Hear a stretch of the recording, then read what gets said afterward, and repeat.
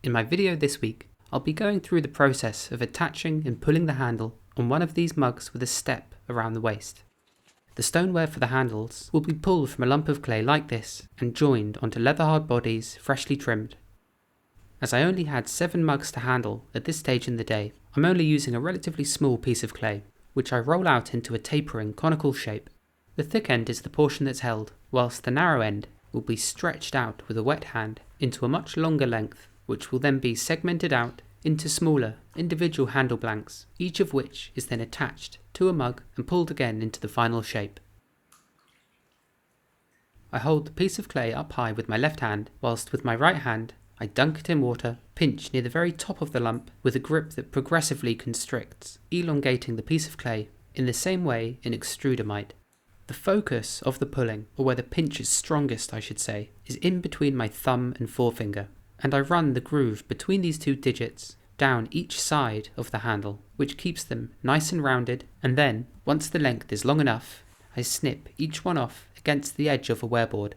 Each one is about 7 to 8 centimeters long and about 2 centimeters wide, and at this stage they can touch, and I don't mind if they're just a tiny bit messy, as really these are just the blanks, which will then be attached to the mugs and pulled again. And it's during this following stage where I need to be much more careful about how they're pulled and the condition they're left in. An extruder will, more or less, do the same job, but I like this method. It's quick and easy, and there isn't a piece of machinery that needs to be tidied up afterwards. I then make sure I have a dry area, wiped clean of any clay burrs or dust, as debris like that could embed itself into the base of the mug that's placed onto this piece of the workbench.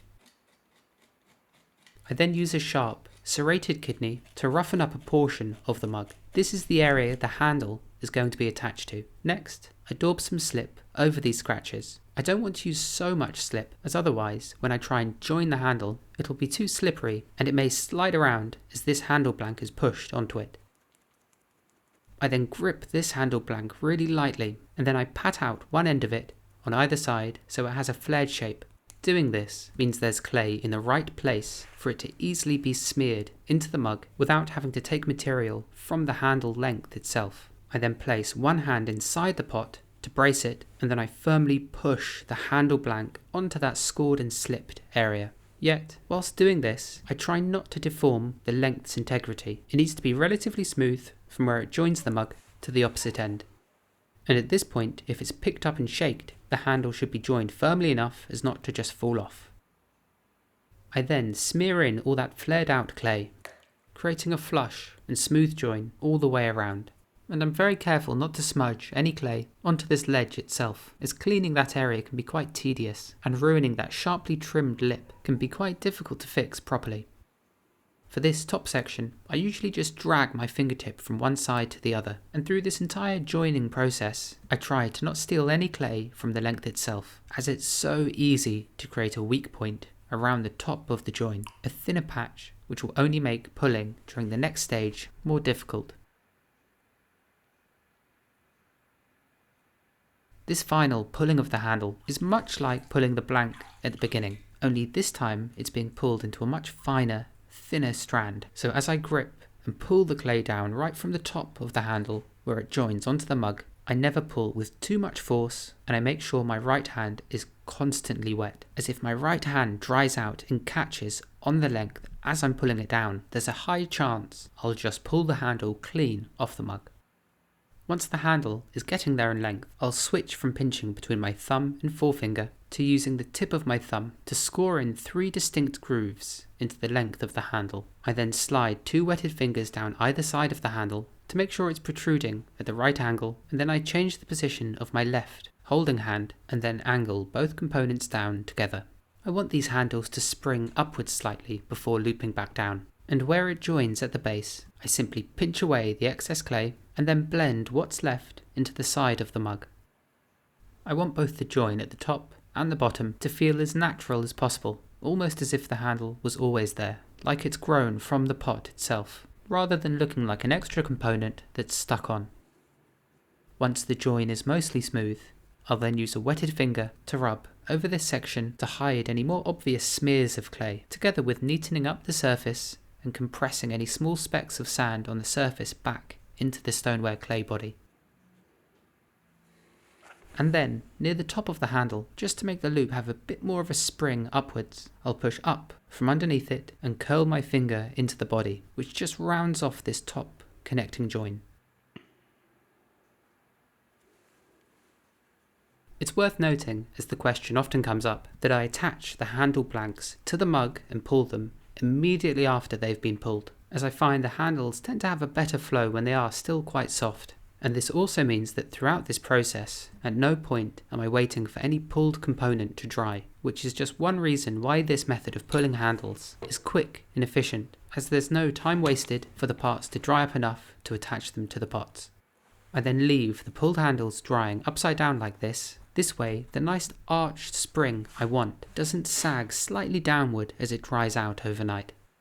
But, regardless, this is just one way of making handles.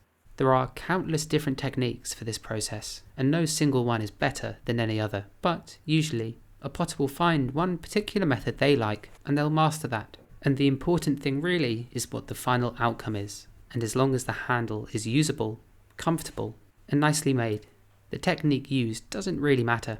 And in fact, the most important thing is, as an artist, as a ceramicist or a potter, you should really enjoy the method that you do end up using. As for pulling handles like this, it's likely this stage which is the most difficult, and I won't sugarcoat it. Pulling very thin, dainty handles like this is quite difficult work, as not only does the condition of your clay handles need to be right, but the condition of the mugs you're attaching these handles to needs to be just right as well. When I attach these soft handles onto the leather hard mugs, the cups themselves are really on the firm side of leather hard, but you can't let them go too far where the rims begin to turn bone dry, as otherwise the handles you attach may very likely crack and split off the mug as they dry. And so, with this process, beyond just attaching the handle, perhaps the most important part is how these mugs are dried out once the handles have been attached, and I'll cover that in a moment.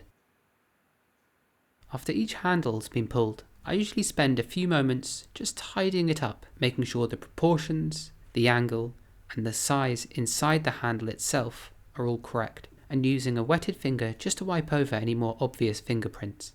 I don't worry about making these absolutely perfect, without any blemishes whatsoever though, as the glazes I use are very good at hiding all those very minuscule maker's marks, which means there's a point where they can be left rather rudimentary without it having any impact whatsoever on how these will finally look once glaze fired. Occasionally, when it comes to handling a pot, I'll discover that I trimmed it far too thinly to begin with, like this mug, which had a thin spot around the base, and whilst it may have been fine, the process of joining the looped handle at the bottom would have likely just deformed this lower section of the wall, and even just holding the pot is enough to distort it. So it's easier just to destroy it, let this piece of clay turn leather hard, and then recycle it. As for the handled mugs themselves, they're placed upside down onto a plastic clad sheet, and then I spray them lightly with water before wrapping them up very tightly to dry out extraordinarily slowly over a couple of days. This process helps to stop cracks from developing around the joins, as it gives time for both the trimmed mug and the freshly pulled soft handle to slowly dry out and acclimatise to each other, and it's only after that's happened that I'll unwrap them and dry them out normally until they're bone dry, whereupon they can be bisque fired, glazed, and then finally reduction fired. Thank you so much for watching. A short, simple video this week, as the past 2 weeks have been madness, as my book has finally become available for pre-order, a link to which I'll leave down below in the description. Anyhow, thanks, as always, and I'll see you next time.